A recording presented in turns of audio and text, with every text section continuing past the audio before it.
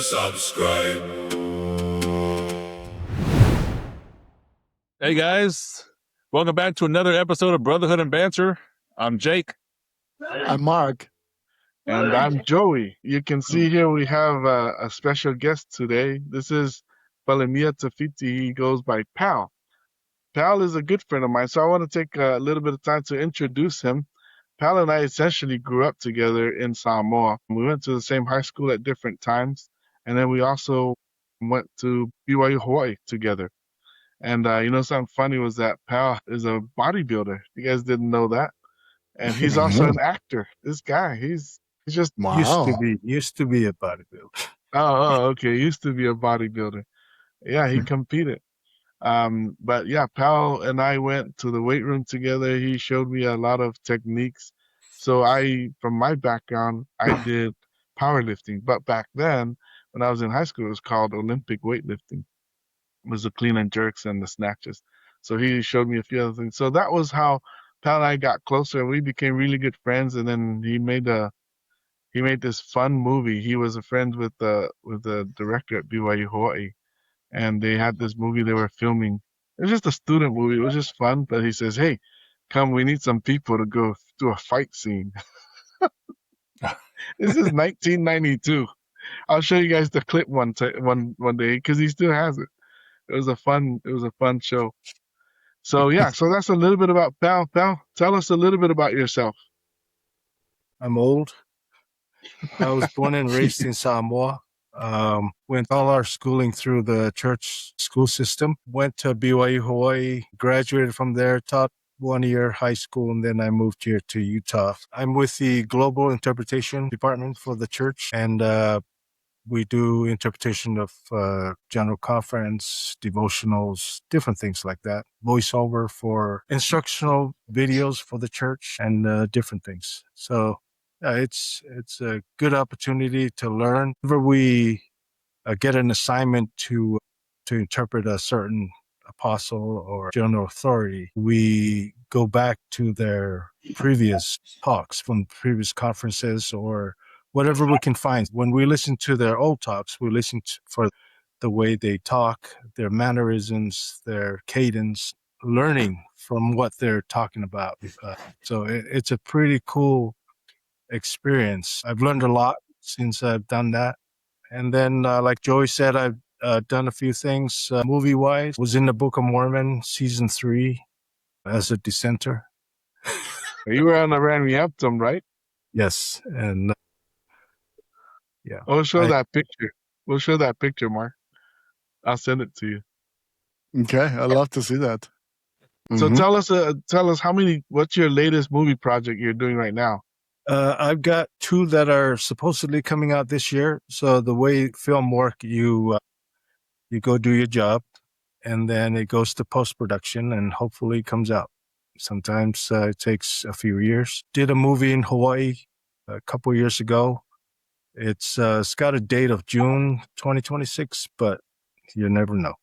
And then one that premiered at the Zion Film Festival here in Utah, got the Audience Choice Award. It's called Gabriella, and it's a very spiritual movie about a little girl that had a near-death experience and saw Jesus Christ, and given the choice to come back, she decided to come back and was given the gift to heal. But every time she heals somebody, a little bit of her goes away. I'm not going to give away the story, but it's a pretty inspiring story. A lot of tears, but it's good. We'll have to go see it when it comes out. Well, thank you for being with us today. And Pal is in Utah. The 3 of us are in Texas. The topic that I thought of, Pal, for the Come Follow Me is called Holiness to the Lord. And when I saw that topic, I thought of Pal, and I'll explain why. So on the temples in the LDS Church for the Church of Jesus Christ of Latter-day Saints, it says, House of the Lord, holiness to the Lord. And Palemia, he has the Samoan tattoo. It's called the Samoan tatau.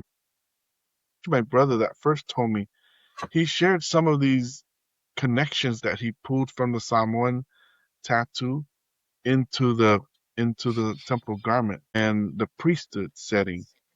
So I called him one time and I asked if he would be willing to share that with us and share his journey about getting the tattoo, which he got in 2011, and he graciously agreed to do it. So, Pal, tell us a little bit about the history of the Samoan tattoo, and then about being set apart, about the outward symbols, about priesthood, about authority, sacred process, sacrifice, and endurance. Okay. Thanks for the opportunity to share. The Samoan tatau, under the umbrella of the tatau, there's two different sections. There's the man's tattoo, it's called the malofie, and the women's tattoo, it's called the malu. The malofie is more commonly known as the pe'a, and it's worn by those that have the pe'a, are called the somaimitis. The word tattoo derives from tatau, which means tata or tap, tap, tap. Tatau, tattoo, tata. This is in Samoa. Yeah, in Samoa, we're not allowed to serve the chiefs in the chief's council in the building unless they are tattooed. They believe that if you can go through the ceremony and the process of getting the tatau, you can handle anything that's thrown to you. So the chiefs will tell you what to do and you do it. And so the core, at the core of the tatau is service. In Samoa, there's a saying, o le ala I le pule o le tautua. O le ala I le pule o le tautua. The way to becoming the authority is through service. So those young men, I know a lot of people say that you're a chief because you have a tattoo.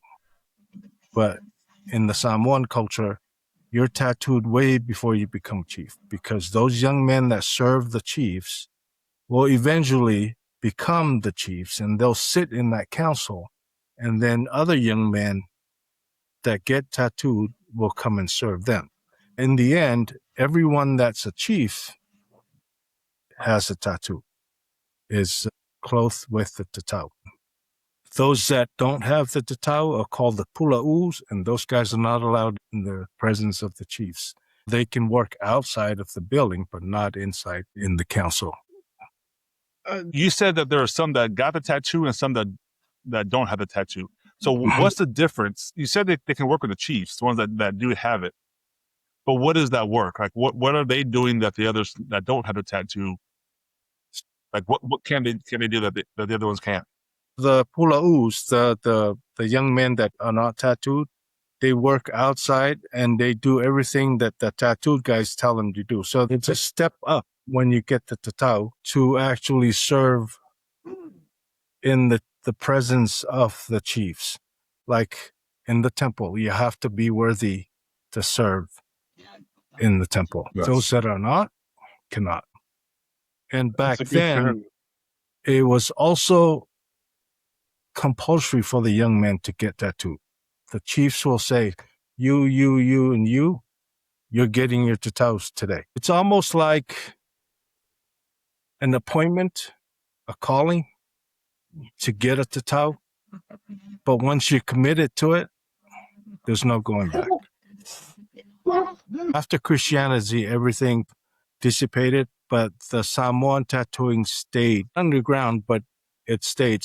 The Tufuga that gave me my tatau is from one of the two families that have the responsibility. Their calling in the Samoan culture is to do the tattooing, the tatau. It's funny when I say tattooing, it doesn't sound as sacred as saying tatau, because we're so used to going to the tattoo shop and say, I want that on my back and I want that.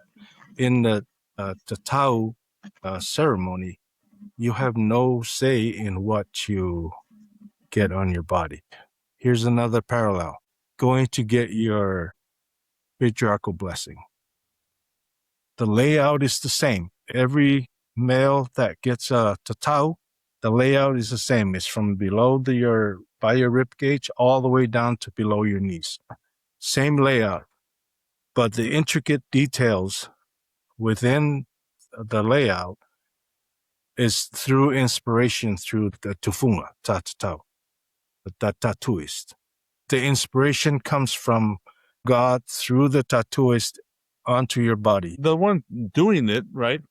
Mhm. Putting it on. So he's as he's doing it, he's just free flowing as far as the revelation that he's receiving on Yes. what to do on the body. Mm-hmm. Is that correct? Yeah. Wow. Sua Suluape, who did my tatau, he's from the Sua family, one of the two families, and one of 5 brothers. 4 of them are tattooists, and he's the youngest brother that was a tattooist. He since passed away a few years ago, but where we were, he didn't speak English, and a lot of the guys around us didn't speak as good Samoan.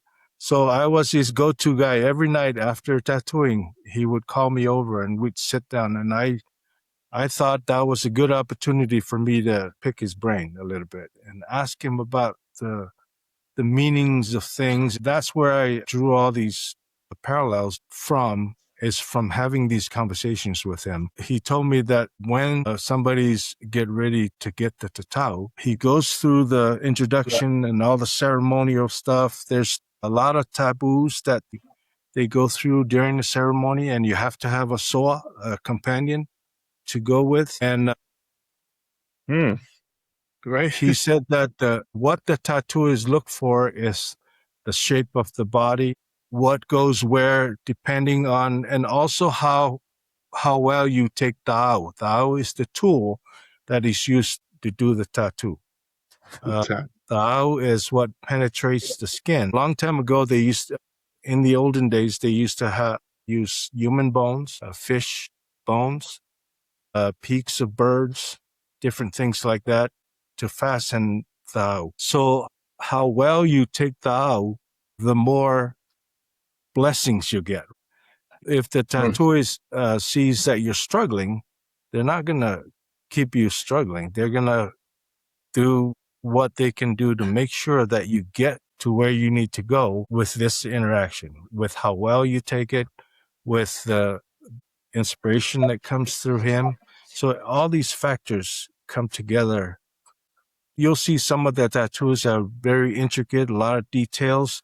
Then you can tell that that person took ta'au really well. And what I mean by taking ta'au is that if you tense your body up while they're basically stabbing you with the tool, if you tense up, then the blood comes out of the wound and pushes the ink back out.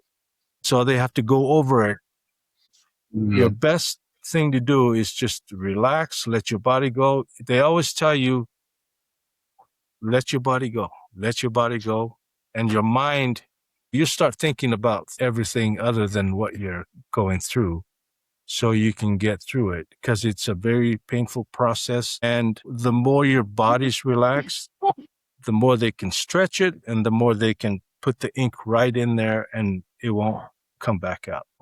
The more they go over it, the more chances you'll get infection or different things like that. If they keep going over it, then the skin is skin. If you're stabbing it so many times, it becomes really insanitary, right? Yeah, and becomes raw. Yeah, that's the right word. So how much of the body does this cover? It comes from right up here, and it goes all the way down to below your knees. For me and my soa, it took us about 10 days, but there were only 2 of us. Now, if there's more people, then by the time it comes back around to your turn, it'll be a week later or 2 weeks. So it takes longer. But if it's just the 2 of you, then you're just alternating 4 hours for you, 4 hours for your soa, and then some days 8 hours for you, let your soa rest, and then 8 hours for him. So 8 hours of, it's no fun. But I'd do it again, if you ask me. We studied what the Tufuga is in preparing for this. Tell us a little bit about the Tufuga, because that's the only person that can bestow this honor on you, right? So as I understand it, Tufuga Tatau is the one who has the authority. And from what I understand, it's transmitted through lineage across generations. Can you walk us through that? Like, what is a Tufuga tatau? How do you become one? And how do you get this authority, and how is it passed on? We've mentioned tattoos a few times here, but the name is Tufuga tatau. Tufuga is expert. You can have a Tufuga faufale, a Tufuga that builds houses, a Tufuga faifaiba, a Tufuga that is a fisherman. A Tufuga tatau is a Tufuga that does tattooing. The story is two girls, Siamese twins, swam from Fiti. We call in Samoa Fiti. Some people think it's Fiji, but that's up for debate. But the two girls, they were given the basket of au, the tools, and instructions. They're supposed to sing the instructions so they don't forget.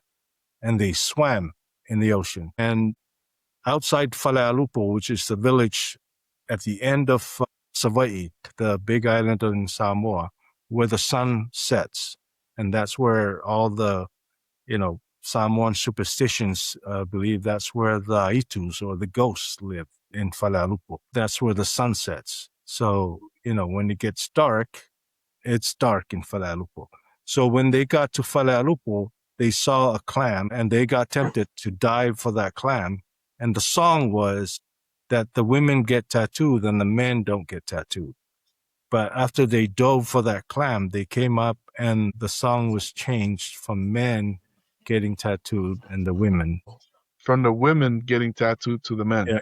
Instead of, so it's the men getting tattooed. But then once they took that basket of tools to these families, that's their calling and their responsibility was given to them by the gods.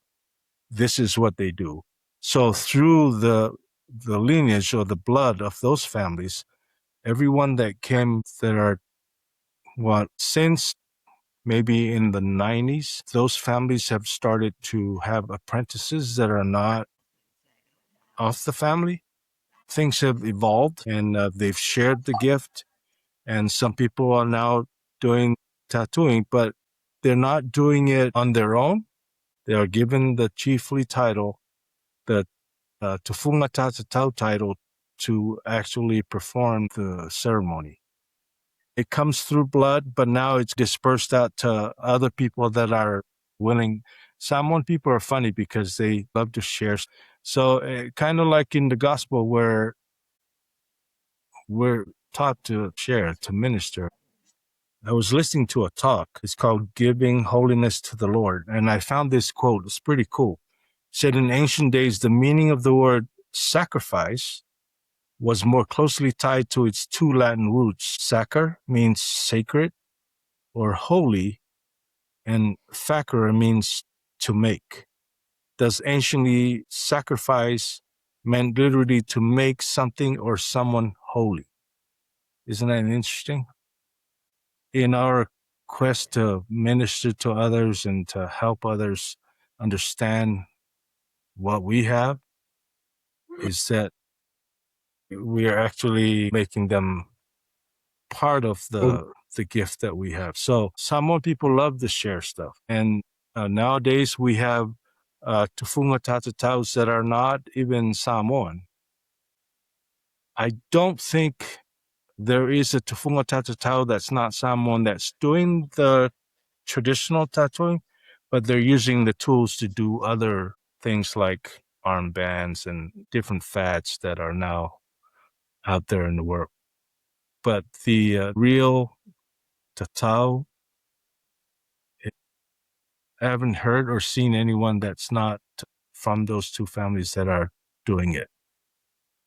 The complete So it's ceremony. still only through that lineage, right? That it's passed down. Is that correct? Only those two families. Yeah, only those two families have been doing it, but they have given out to other Samoan people that apprentice under them, and they've given them their blessings and also given them the chief title to actually perform, basically giving them a calling, right, to perform the ceremony. The way you talk about it, it feels very similar to the priesthood authority in the church. Parallels are striking, to say the least. So I have to ask, do you think that maybe these traditions trace back to the same source anciently and then over time drifted apart until the Restoration? Here's the interesting thing I learned, that I know some of the prophets like Spencer W. Kimball have said that, and some other scholars have said that the Polynesian people came from the Hagoth, the people of Hagoth that left. So for years and years and years, I've heard people say that the Polynesian people are Lamanites. If you study Hagoth, he's a Nephite, and the covenants and everything that Lehi and Nephi, Hagoth brought with him, I am sure. He brought with him to the islands, and some of those record keepings ended up on our bodies as part of those covenants that we made. And as I study more and as I learn more about the tatau that I have and what I went through, I've come to the conclusion that a lot of these things are merged together, like having the priesthood, having the temple, clothing, the patriarchal blessings. All of those have merged together to this one form that we now carry through these last few generations as the tatau. I like what you said, the covenants, because, thinking about it from the temple side, and you mentioned this at the very beginning too, before you go to the temple, you have to go get your temple recommend. You have an interview with the bishopric and then stake presidency, and you have to do some preparation. You have to be worthy to enter the temple. Tell us about the preparation you had to go through to get the tattoo. Okay, so after all the introduction and the instructions and everything, the Tufuga tatau will ask you, did you talk to your parents? It doesn't matter how old you are. He will ask you if your parents have approved before they go and do this thing on you. They want to know that your parents gave you the blessing. So I don't know if the two of you know that I have a twin brother that lives in Hawaii. He and I, we wanted to get our tatau since we were maybe 12, 13, to the point where we jumped on the ferry when we heard that my uncle was getting his. We jumped on the ferry and went to Hawaii. And my brother actually got his belly button tattooed, which is the last thing you're supposed to do when you get your tatau.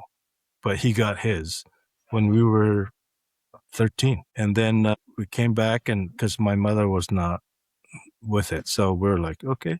But when I graduated from BYU Hawaii in 1994, and my mother came to my graduation, out of the blue, she says, when you're ready. That was in the back of my mind. Didn't think about it.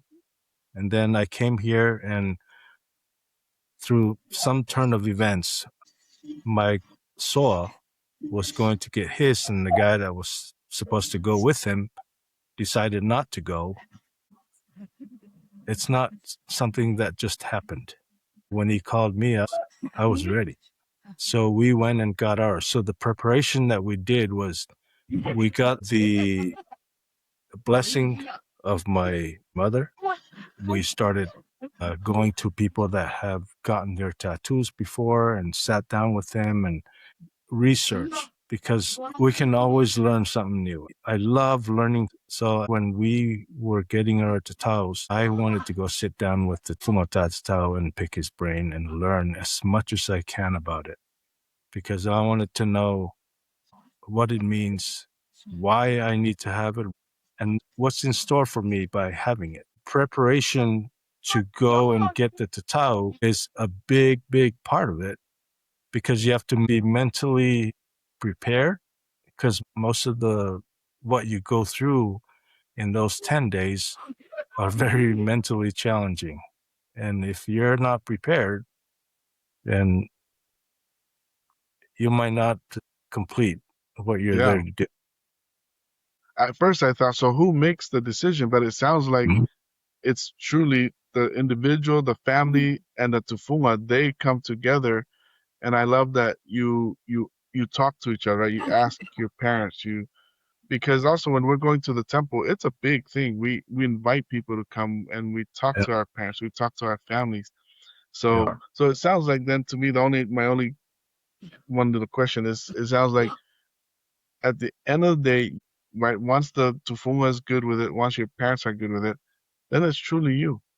You have to make the final call I guess if you feel worthy, then you can to be worthy. Yeah. go through the process. And one other thing that I noticed the whole time during the ceremony is how spiritual it is, close to being a member of the Church of Jesus Christ of Latter-day Saints. The conclusion of the ceremony is where they put the turmeric all over you. It's almost like the initiations where your whole body's covered, or baptism. And then the last part of it is your belly button. It's called the puke. The significance of tattooing your puke last is that's your connection to your mother. The placenta in the mother's womb is called the whanua. The land in Samoa is called the whanua. So your connection to the whanua with your mother was your umbilical cord. And now your connection to the land is your feet. Now you're standing alone and getting your tatau. And then the last part of it is where he cracks an egg yolk on your head and gives you a blessing. And here's where I totally just lost it. Is when he gave me a blessing and he put his hands on my head and he says, I clothe you with this la'e, and word for word, la'e in Samoan is garment.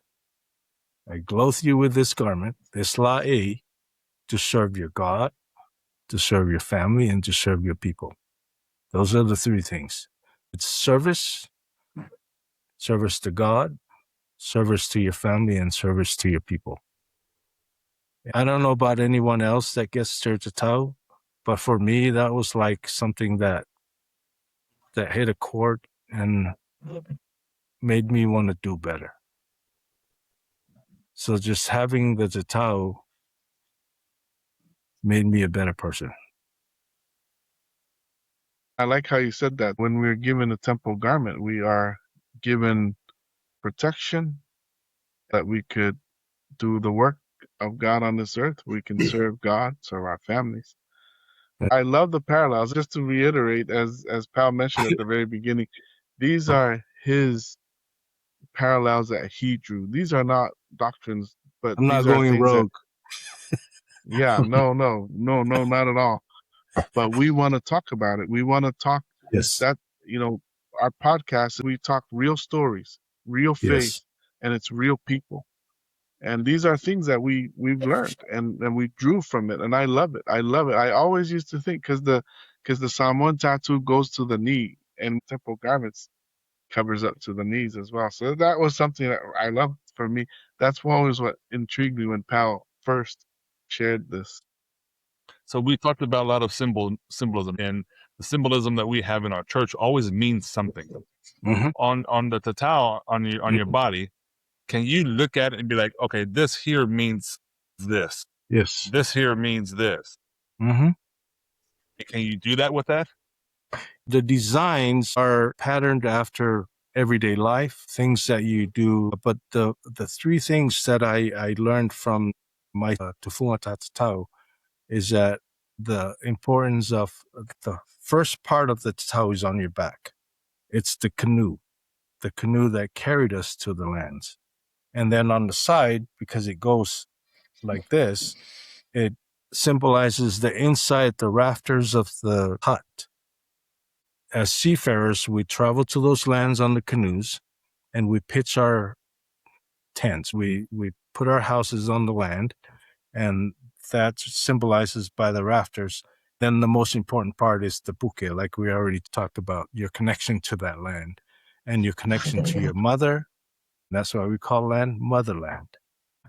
All the little intricate designs, you can tell which tattooed was done by what family. My twin brother was done by the other family of the two families. Mine was done by the Suape family. The Suape family is the family that kept it going. He told me a cool story that when the missionaries came to Samoa in 1830, they established the London Missionary Society. They brought the Bible to Samoa, and it became the Congregational Church of Samoa, basically the Protestant church. And they taught that tattooing was evil. So my Tufuga tatau told me that they're the only family in their village that were Catholic, and the Catholics didn't care if you have tattoos or not. So that's how they kept it going. They would ride the canoes to the end of the peninsula where the church building is to go to church with the Catholic Church, as they kept the tatau intact and kept it going for a couple centuries. Pretty cool story. Another thing that I just picked up is you said the puke, the belly button, is the last thing. Yep. And it's where your connection, right? That's also one of our connections is Yep. the symbolism of your connection. Yes. The belly button is one of those. That's so cool. I Yeah. never thought of that until you were mentioning it. And part of that blessing is a rebirth with the egg and with your belly button. So those two things symbolizes rebirth. As we get baptized, everything is cleansed. We get a fresh start. At the completion of your tatau, you are reborn as a new person. A really, really simple example that he gave me was when he was young. He's one of those guys, if anything happens around him, he'll jump into the fight. If he's in the hut and somebody's fighting outside, he'll just go out there and start fighting. But after he's got his tatau and he's more matured, and if something happens outside, he takes a second to say, is this my fight? It's just kind of symbolic of the change in the way of thinking. You're a little bit more matured. You're not jumping to conclusions. You're doing everything with your thought process first before you do anything. So it's pretty cool. You answered one of my questions where I was going to say, does it make you want to be better? Let me give a quick share with this. My youngest son, he's now 14, and when he was preparing to receive the Aaronic priesthood, we spent that whole year prior to that. Him and I talked about the priesthood. Our family reunions were about it. We talked about it. I shared with him what it means to receive the priesthood, that he needs to be a better person. He needs to do good. And you mentioned almost exactly the same thing. And I was going to ask, is it a burden? I don't think it's necessarily a burden, but it's more of a, you choose to be better. Just like your Tufuga said, is it my fight?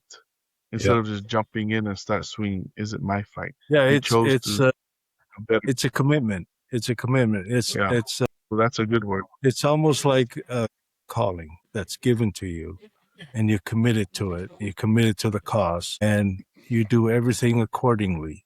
Just like you go to the temple, you wear the garments, you're committed to the cause, and you do what you're supposed to do to make sure that stays the way it is, right?